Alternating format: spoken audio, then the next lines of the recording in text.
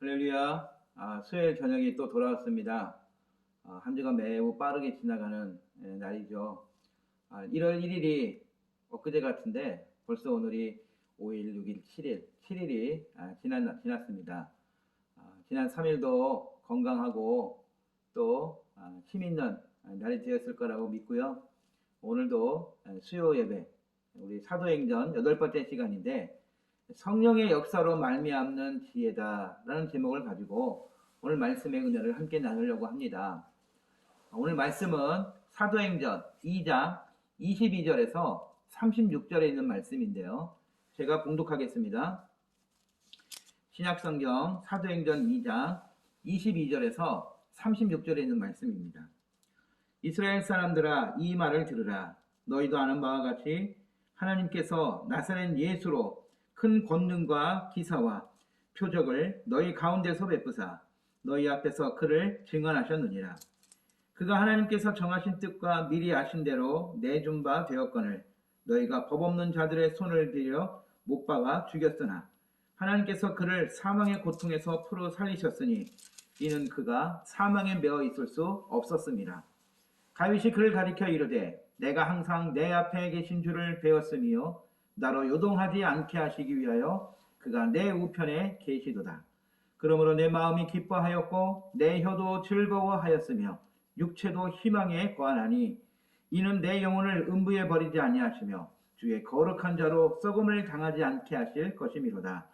주께서 생명의 길을 내게 보이셨으니 주 앞에서 내게 기쁨이 충만하게 하시리로다 하였으므로 형제들아, 내가 조상 다윗에 대하여 담대히 말할 수 있노니 다윗이 죽어 장사되어 그 묘가 오늘까지 우리 중에 있도다. 그는 선지자라. 하나님이 이미 맹세하사 그 자손 중에서 한 사람을 그 위에 앉게 하리라 하심을 알고 미리 본고로 그리스도의 부활을 말하되 그가 음부에 버림이 되지 않고 그의 육신이 썩음을 당하지 아니하시리라 하더니 이 예수를 하나님이 살리신지라. 우리가 다 이 일의 증인이로다. 하나님의 오른손으로 예수를 높이시매 그가 약속하신 성령을 아버지께 받아서 너희가 보고 듣는 이것을 부어 주셨느니라. 다윗은 하늘에 올라가지 못하였으나 친히 말하여 이르되 주께서 내 주에게 말씀하시기를 내가 네 원수로 네 발등상이 되게 하기까지 너는 내 우편에 앉아 있으라 하셨도다 하였으니 그런즉 이스라엘 온 집은 확실히 알지니 너희가 십자가에 못 박은 이 예수를 하나님이 주와 그리스도가 되게 하셨느니라 하니라. 아멘. 하나님 은혜가 함께 하시기를 간절히 축복합니다. 지난주의 말씀과 계속해서 이어지는 말씀인데요. 지난주 21절에 이렇게 기록되어 있습니다. 누구든지 주의 이름을 부르는 자는 구원을 받으리라. 아멘.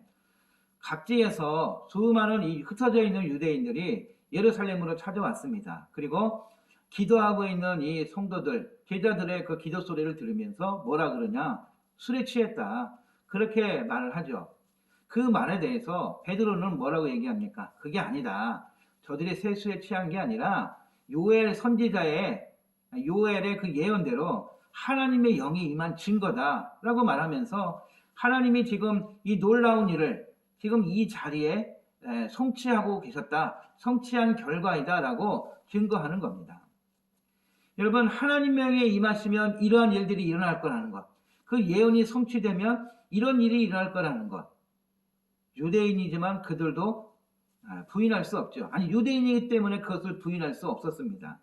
그런데 그러한 일들이 지금 자기들 눈앞에서 이 예언이 성취됨을 보고 있으니까 딱히 반박할 수도 없었을 겁니다. 그런 베드로는 그러자 그 베드로가 상상하지 못했던 그 유대인이 설마 이런 말까지 들으리랴 걸 상상하지 못했던 그런 놀라운 설교를 이어가게 되는 거죠. 그게 오늘 본문의 말씀입니다. 이 성령 충만한 증거는요, 성령이 우리 안에 충만히 거하시면 그 입술을 통해서 예수 그리스도가 증거되는 데 있다는 겁니다. 성령 충만한 증거가 뭐냐? 예수님을 증거하게 된다는 것입니다. 복음의 증인된 삶을 살도록 성령께서 선물로 우리에게 주셨다면, 하나님께서 성령을 선물로 우리에게 주셨다면 그 열매는 분명한 거죠. 성령의 역사는 뭡니까? 그리스도를 높이는 데 있습니다. 그리스도의 사건을 선포하고 그리스도를 통한 구원의 역사를 선포하는 데 있는 겁니다. 성령 강림 때에 각국에서 모여든 유대인들의 반응을 사도행전 2장에서 뭐라고 기록합니까? 11절에 보니까 우리가 우리의 언어로 하나님의 큰 일을 말함을 듣는도다, 이렇게 증거하고 있습니다. 성령의 역사라는데 예수 사건의 증거가 없다면, 그리스도를 선포함과 그리스도로 말미암는 그 구원의 역사에 대한 선포가 없다면 과연 성령 사건이라 말할 수 있겠는가? 그럴 수 없다고 우리는 담대하게 말할 수 있습니다. 그리스도를 빼놓고 성령 임재의 현상만을 강조하면 잘못된 길로 빠져들 수 있는 것입니다. 기도하다가 쓰러질 수 있죠. 기도하다가 방언이 나올 수도 있습니다. 성령의 역사라고 할 수 있지만 그런 현상이 다 성령의 역사라고 단정 지을 수는 없는 겁니다. 왜냐? 이런 일들이 이방 종교에서도 나타날 수 있는 일이라는 거예요. 여러분, 이방 종교, 힌두교나 이슬람이나 그 밖에 토속 종교들 하는 그런 모습들 보십시오. 막 기도하다가 소위 무아경에 빠지면 어떻게 됩니까? 그들도 기도하다 이렇게 쓰러집니다. 그리고 기도하다 보면 알 수 없는 언어로 기도를 하게 되죠. 평소에는 저는 언어를 쓰는 사람이 아닌데 기도하다가 다른 언어를 사용하게 되는 겁니다. 그러면 한번 물어봅시다. 그러면 그것도 성령 받은 증거라고 할 수 있을까요? 아니죠. 바로 성령 사역의 위험성이 여기에 있는 겁니다. 성령 임재와 성령의 그런 권능이 임하면 반드시 예수가 그리스도이심을 증거하고 예수 그리스도 중심의 삶을 살아야 되는 것입니다. 그래야 신앙이 강건해지고 예수 이름이 증거되어야 우리가 분별할 수 있는 기준이 분명하다는 거죠. 다시 한번 말씀드립니다. 성령의 역사는 반드시 예수 그리스도를 통한 하나님의 구원의 계획과 성취, 그리고 그 안에 있는 십자가와 보혈, 죄사함, 회개, 그리고 용서가 선포되어져야 하고 새로운 삶의 변화와 하나님 나라를 향한 이 믿음의 삶으로 이어져야 한다는 거죠. 여러분, 그렇기 때문에 성령 임재의 현상은 결국 뭐냐? 그 선포된 말씀의 증거, 다시 말하면 하나님의 은혜의 사건이 사실이고 명확한 하나님의 역사다라는 그 증거로서 우리는 성령 임재의 그런 현상들을 보고 해석할 수 있어야 된다는 겁니다. 바로 오늘 본문 22절의 말씀이 그런 의미입니다. 22절 한번 다시 볼까요? 하나님께서 나사렛 예수로 큰 권능과 기사와 표적을 너희 가운데서 베푸사 너희 앞에서 그를 증언하셨느니라. 아멘. 베드로는 그래서 예수님께서 이 땅에서 하셨던 사역들, 그리고 그 사람들의 손에 이끌려서 고난 당하시고 그리고 십자가에 달려 죽으셨던 그 복음의 핵심, 그것을 유대인들 앞에서 증거하고 있는 겁니다. 그분이 여기서 기적을 행하시고 천국 말씀을 전파하시고 붙들리셔서 고난 당하시고 십자가에 달려 죽으시고 그리고 그분이 다시 살아나셨다. 그 안에 있는 모든 이야기들을, 모든 구원의 이 복음을 사람들 앞에서 증거하고 있는 겁니다. 여기서 우리가 기억해야 될 것은 뭐냐? 베드로가 이 일을 증거함에 있어서 중요한 포인트가 있다는 겁니다. 그 포인트가 뭐냐? 첫 번째는요, 베드로의 이 설교는 성령 강림 사건 직후에, 그러니까 성령 충만한 베드로가 자신의 그런 지적인 이해를 가지고 하고 있는 것이, 설교하는 것이 아니라 성령에 이끌려 전한 그런 복음 증거였다라는 사실입니다. 앞에서 말씀드렸듯이 성령 충만한 이들의 자연스러운 열매가 무엇이라고 그랬습니까? 바로 복음 증거입니다. 예수 그리스도가 우리의 구원자, 곧 그리스도 되신다라는 것, 복음을 증거하게 되는 것이지요. 그리고 이 베드로 설교에서의 두 번째 포인트가 뭐냐? 이 모든 일의 배후에, 지금 이러한 일련의 사건들 벌어지고 있는, 또 선포되고 있는 복음의 선포, 이 모든 것의 배후에 바로 하나님의 역사가 있다는 것을 분명히 증거하고 있다는 겁니다. 다시 22절을 보면 이렇죠. 나사렛 예수로 큰 권능과 기사와 표적을 너희 가운데서 베푸사 너희 앞에서 그를 증언하셨느니라고 그렇게 증거하고 있죠. 누가 이 모든 것을 주도적으로 이끌어 가신다라는 겁니까, 지금? 그렇죠. 바로 하나님께서 하신 일이라는 겁니다. 하나님께서 계획하시고 모든 일들을 주도해 가시고 그러한 일들이라는 거죠. 그런데 여기서 지금 설교를 듣고 있던 이 유대인들에게 베드로는 충격적인 사실 하나를 그들에게 공포합니다. 그게 뭐냐? 하나님께서 보내신 그 메시아를 바로 너희가 죽였다라는 것입니다. 순간 굉장히 당황했겠죠? 우리가 언제 메시아를 죽였다는 거지? 우린 그런 적이 없는데. 그렇게 당황스러워했다라는 겁니다. 그래서 베드로는 정말 너희들이 죽이지 않았다고? 그러면서 이스라엘이 그토록 기다리고 소망하던 메시아의 나타나심이 이미 너희들이 우리가 그렇게 어떤 메시아의 본으로 삼고 있는 다윗을 통해서 이미 예언되어 있었다. 그 예언되고 있었음을 성령의 지혜로 증거하는 겁니다. 유대인이 그 메시아를 그들이 스스로 죽였다는 것을 명확하게 확인시켜 주는 거죠.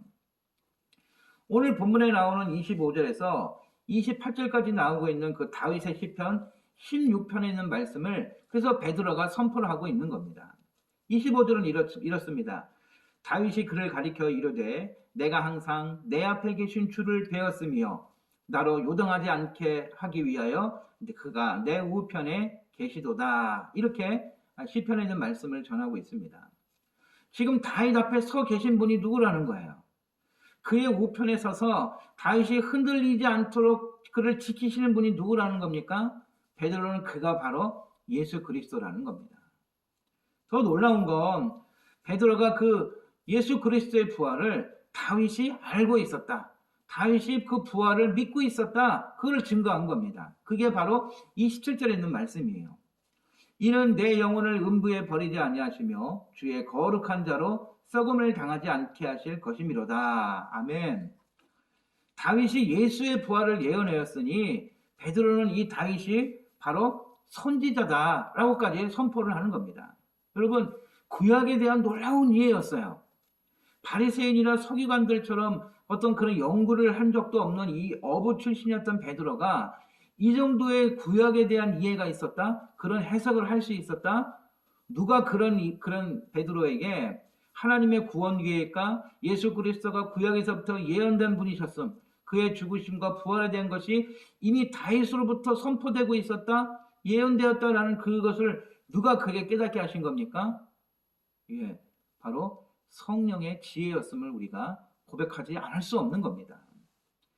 물론 예수님은 이미 이러한 일이 있을 것이다 라고 말씀하셨어요. 요한복음 15장 26절은 이렇게 기록되어 있습니다. 내가 아버지께로부터 너희에게 보낼 보혜사 곧 아버지께로부터 나오시는 진리의 성령이 오실 때에 그가 나를 증언하실 것이요. 마가복음 13장 11절입니다. 사람들이 너희를 끌어다가 넘겨줄 때에 무슨 말을 할까 미리 염려하지 말고 무슨 일이든지 그때에 너희에게 주시는 그 말을 하라. 말하는 이는 너희가 아니요 성령이시니라. 할렐루야. 예, 성령은 진리의 영이십니다. 아멘. 성령의 진리의 영이심을 요한복음 14장 16, 17절 이렇게 말씀하십니다.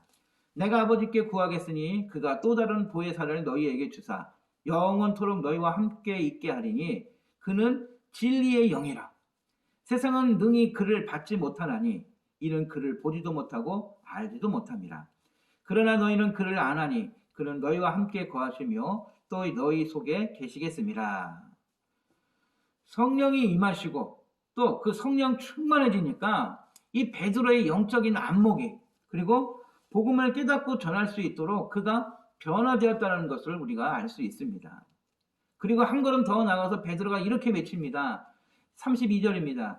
이 예수를 하나님이 살리신지라. 우리가 다 이 일에 무엇이다? 증인이다. 하나님께서 그를 보내시고 우리 가운데서 역사하시고 우리 가운데 또 놀라운 일들을 기사와 표적을 행하시다가 고난받고 하나님께서 제3일에 그 예수를 다시 살리셨다. 그런데 우리가 바로 그 일에 뭐다? 증인이라는 겁니다. 며칠 전에 교통방송을 듣는데요. 고속도로에서 차량 2대가 추돌을 해가지고 큰 피해가 있었다. 그런 기사를 듣게 되었습니다. 아마도 뉴스에 나오지 않았을까 생각합니다.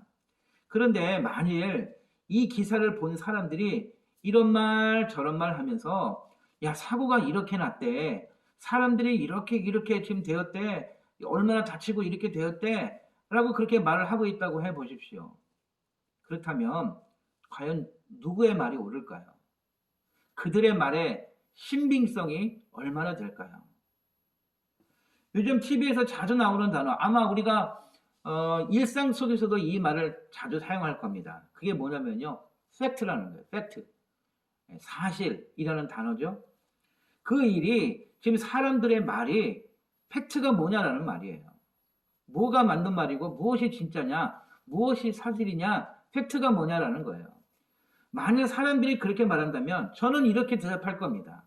이봐, 나는 그 현장에 있었어.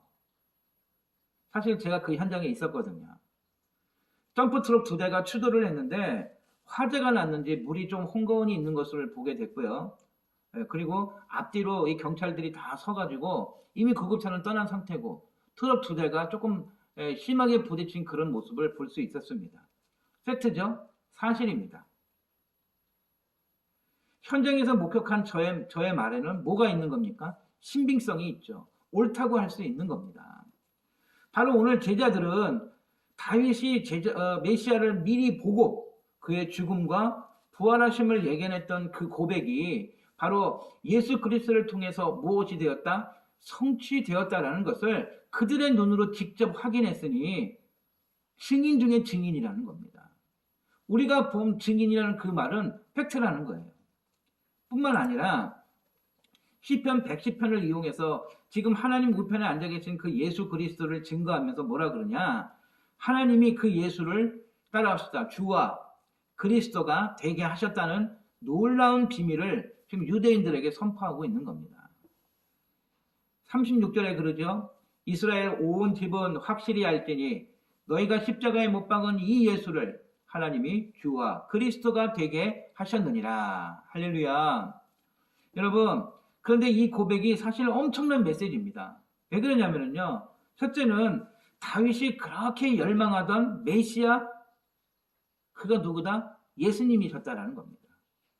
그리고 둘째는 더 엄청난 메시지 이유가 뭐냐? 그 예수, 다윗이 그렇게 열망하던 메시아가 예수님이었는데 그 예수를 유대인인 너희가 죽였다라는 사실에 더 충격을 받은 겁니다. 유대인들도 변명을 할 수 없었죠.